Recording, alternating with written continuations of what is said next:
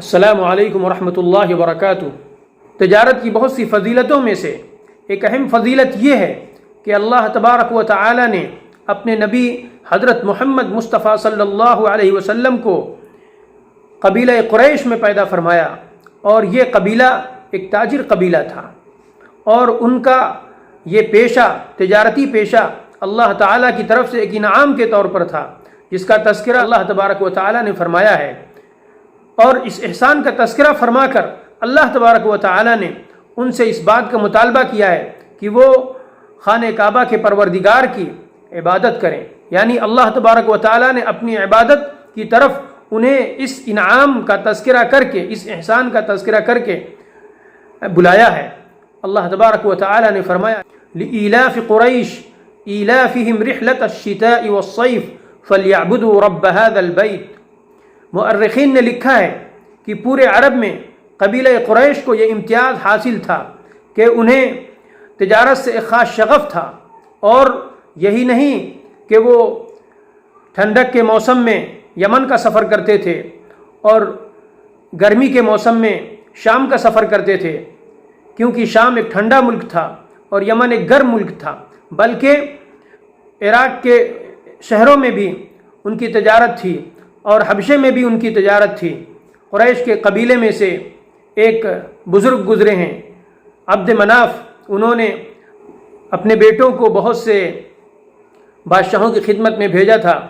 اور ان سے ایک تجارتی اجازت نامہ حاصل کیا تھا، جس کی بنا پر وہ یمن، شام، عراق اور حبشہ ان تمام ملکوں میں اپنی تجارت کر سکتے تھے۔ اور علامہ سید سلیمان ندوی رحمۃ اللہ علیہ نے سیرت النبی میں لکھا ہے کہ قریش کو اسلام لانے میں جو چیزیں روک رہی تھیں ان میں سے ایک چیز یہ بھی تھی کہ وہ یہ سمجھ رہے تھے کہ اگر ہم اسلام لے آئیں گے تو عراق میں اور شام میں اور جن ملکوں میں کسریٰ و قیصر کی حکومتیں ہیں ان ملکوں میں ہماری تجارت بند ہو جائے گی۔ چنانچہ جب وہ اسلام لے آئے تو انہوں نے اس خدشے کا اظہار بھی اللہ کے رسول صلی اللہ علیہ وسلم سے فرمایا، تو اللہ کے رسول صلی اللہ علیہ وسلم نے فرمایا کہ جب کسریٰ ہلاک ہو جائے گا تو پھر کوئی کسریٰ نہ ہوگا، جب قیصر ہلاک ہو جائے گا تو پھر کوئی قیصر نہ ہوگا۔ اور قریش کے درمیان تجارت کا ایک منظم طریقہ کار تھا، یہی نہیں بلکہ اگر ان کے ہاں کوئی تجارت کرنے آتا تھا تو قریش کی طرف سے پوری کوشش یہ ہوتی تھی کہ وہ بھی مکمل طور پر پوری آزادی سے تجارت کر لیں۔ چنانچہ حلف الفضول کا جو واقعہ اللہ کے رسول صلی اللہ علیہ وسلم کی نوجوانی میں پیش آیا، جو حلف الفضول بنا، وہ اسی نتیجے میں بنا کہ عاص بن وائل نامی ایک شخص نے ایک تاجر کے حق کو دبا لیا تھا اور ان کا حق نہیں دیا تھا، انہوں نے گہار لگائی، جس کے نتیجے میں ایک اہم جماعت وجود میں آئی جس نے یہ ٹھان لیا تھا کہ ہم کسی پر ظلم نہیں ہونے دیں گے۔ اس سے بھی بڑھ کر مورخین نے لکھا ہے کہ بازاروں میں، جیسا کہ سوق عکاظ میں حکم بنائے جاتے تھے، کچھ لوگ انصاف کرنے کے لیے بنائے جاتے تھے کہ اگر کسی کا کوئی حق دبایا جائے تو یہ حکم لوگ فیصلہ کر سکیں۔ تو قریش ایک تاجر قبیلہ تھا اور تجارت کو وہ بہت اہمیت دیتا تھا۔ یہ بلکہ مورخین نے یہ بھی لکھا ہے کہ چونکہ قبائل لوٹ مار کیا کرتے تھے اور قریش کو دور ملکوں میں جا کر اپنی تجارت کرنی ہوتی تھی، اس وجہ سے راستوں میں جو قبائل پڑتے تھے جن سے خدشہ یہ تھا کہ یہ لوٹ لیں گے، تو قریش نے ان سے معاہدہ کر لیا تھا ایک طریقے سے کہ ہم تمہارے علاقوں سے گزریں گے اور تجارت میں ہم تمہاری مدد کریں گے، تم ہمیں اپنا سامان دے دیا کرو تو ہم تمہارا سامان بیچ کر تمہیں نفع لا کر دے دیں گے، تو اس طرح ہم محفوظ ہو جائیں گے، تم ہماری مدد کرو گے۔ تو قریش نے اپنی تجارت کو محفوظ کرنے کے لیے قبائل سے اس طرح کا بھی معاہدہ کیا تھا، اور جس کا انہیں بہت فائدہ ہوتا تھا اور جس کی بنا پر وہ اور بھی منفعت کما سکتے تھے۔ بہرحال اللہ کے رسول صلی اللہ علیہ وسلم اس قبیلے میں پیدا ہوئے جو ایک تاجر قبیلہ تھا، اور اللہ کے رسول صلی اللہ علیہ وسلم نے اس تجارت کو بہت قریب سے دیکھا، بہت غور سے، بہت آپ کو قریب سے سمجھنے کا موقع ملا، حتیٰ کہ جب آپ کی عمر، مورخین نے لکھا ہے کہ جب آپ 12 سال کے ہوئے تو ابو طالب ایک تجارتی سفر میں جانے لگے شام کی طرف، تو حضور صلی اللہ علیہ وسلم بھی اس سفر میں آپ کے ساتھ نکلے اور اس میں وہ مشہور واقعہ ہے کہ بحیرہ راہب نے شام کے ایک علاقے میں جہاں سے یہ تجارتی قافلہ گزرتا تھا آپ صلی اللہ علیہ وسلم کو دیکھا اور آپ صلی اللہ علیہ وسلم کو پہچان لیا، اور ابو طالب کو اس نے آگاہ کیا کہ اس بچے کو یہودیوں سے بچانا، کہیں ایسا نہ ہو کہ وہ لوگ اسے نقصان پہنچائیں، کیونکہ اس میں نبوت کی علامات پائی جاتی ہیں، اس کی ایک بڑی شان ہوگی۔ اور اس راہب نے دیکھا تھا کہ بادل آپ کا سایہ کر لیتا ہے، جس درخت کے نیچے آپ بیٹھے تو درخت کی شاخیں جھک گئیں آپ صلی اللہ علیہ وسلم پر، اس بنا پر اس نے ابو طالب کو آگاہ کیا۔ اور جب آپ صلی اللہ علیہ وسلم کی عمر 25 برس کی ہوئی، اس سے بھی بعض مورخین، بعض سیرت نگاروں کے مطابق اس سے ذرا سا پہلے بعد نے 24 سال بھی لکھا ہے، تو حضرت خدیجہ رضی اللہ تعالی عنہا جو اس وقت ایک مکے کی شریف، مالدار اور بہت باعزت عورت تھیں، انہوں نے آپ صلی اللہ علیہ وسلم کے بارے میں سنا تو وہ آپ صلی اللہ علیہ وسلم کو انہوں نے مضاربت کے طور پر اپنا مال دے کر بھیجا ملک شام، اور ملک شام آپ گئے اور آپ نے وہاں تجارت کی، اور آپ صلی اللہ علیہ وسلم نے خوب نفع کمایا، اور اس سفر میں بھی آپ صلی اللہ علیہ وسلم سے متعلق بہت سی خرق عادت چیزیں صادر ہوئیں، جس کا تذکرہ حضرت خدیجہ رضی اللہ تعالیٰ عنہ کے غلام میسرہ نے ان سے کیا، اور اسی نتیجے میں حضرت خدیجہ رضی اللہ تعالیٰ عنہ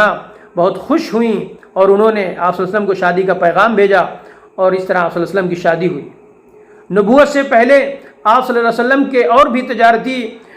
تجارتی مشاغل کا تذکرہ ملتا ہے، جیسا کہ صائب ابن ابی صائب آپ کے تجارتی پارٹنر تھے، جن کے ساتھ آپ صلی اللہ علیہ وسلم تجارت کیا کرتے تھے، اور وہ آپ صلی اللہ علیہ وسلم کی سیرت کے، آپ کے اخلاق و کردار کے بڑے مداح تھے۔ اس کے علاوہ اگر وفد عبد القیس، اور جس کا تذکرہ عام طور پر تمام سیرت نگار کرتے ہیں،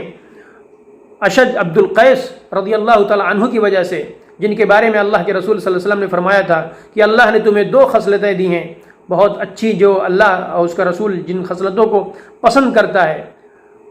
بردباری اور سمجھداری، ہوش مندی۔ تو